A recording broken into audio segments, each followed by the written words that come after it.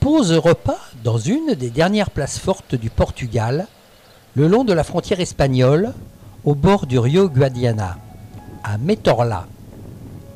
Tentative de cuisson du steak de veau à la poêle. Bien, mais il faut de super dents. Ce soir, nous passerons la nuit sur l'aire privée de Almada de Ouro.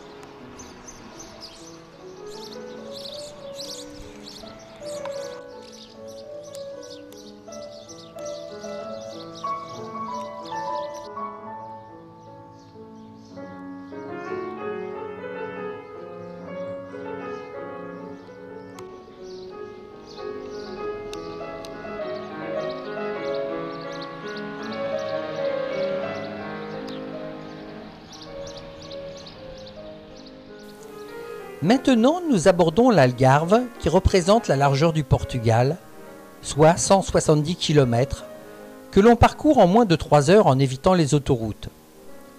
Nous avons parcouru 90 km de cette distance. Afin de trouver un coin sympa où dormir, revenons sur le récit de cette journée.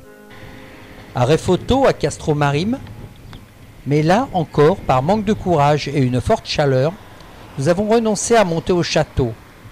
Mais c'est certainement une halte à prévoir, à une future occasion, surtout qu'une vaste aire est prévue pour nous camping-caristes.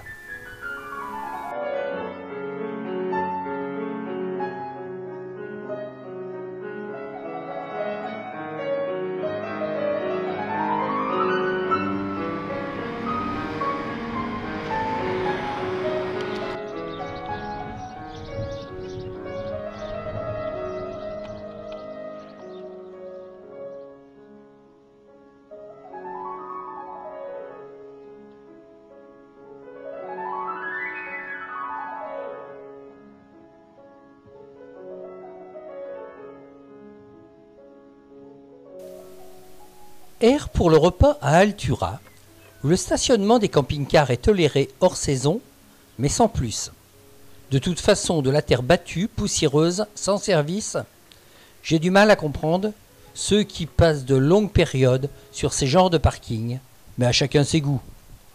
On débute donc l'Algarve, la Côte d'Azur portugaise, à tous les sens du terme, prix, accueil, etc. Par contre, super écolo ces passerelles, rejoignant l'immense plage en épargnant la faune et la flore des dunes du littoral.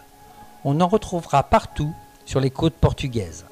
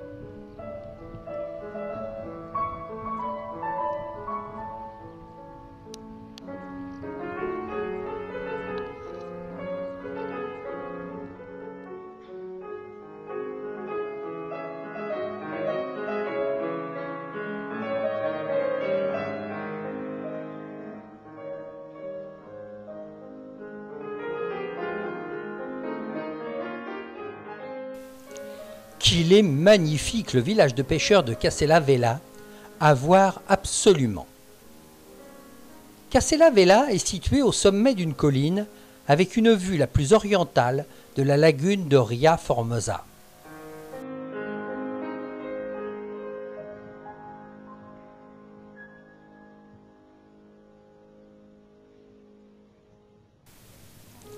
Casella Vella et les villes environnantes ont été une étape pour les navigateurs grecs et phéniciens. Les Romains et Arabes occupants ont également joué un rôle significatif dans l'expansion de la région. Les fouilles archéologiques menées du 7 mai au 4 juillet 2007 ont déterminé le village était la Médina de Qats Ala Daraj, une ville islamique datant du Xe siècle, quand une grande partie de la péninsule ibérique a été contrôlée par les Maures et les Berbères qui sont arrivés d'Afrique du Nord.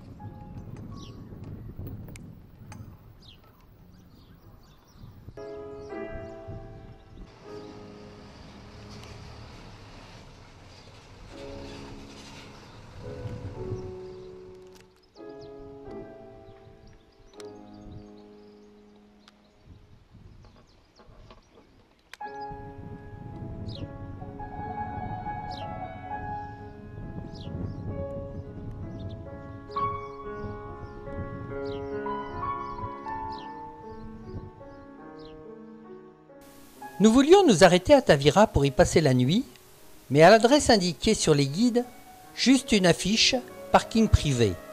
Donc plus rien. Allez, on pousse jusqu'à Faro ? Ouah que c'est moche ces barres d'immeubles le long de la route en approchant de Faro. On se croirait dans les quartiers nord de Marseille.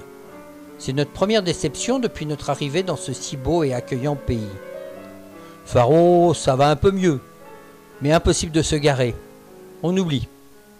Direction Albufeira pour passer la nuit au parc d'Agalé, que je vous recommande d'ailleurs. 6,50 € la nuit avec eau, vidange, électricité, Wi-Fi et en plus une piscine.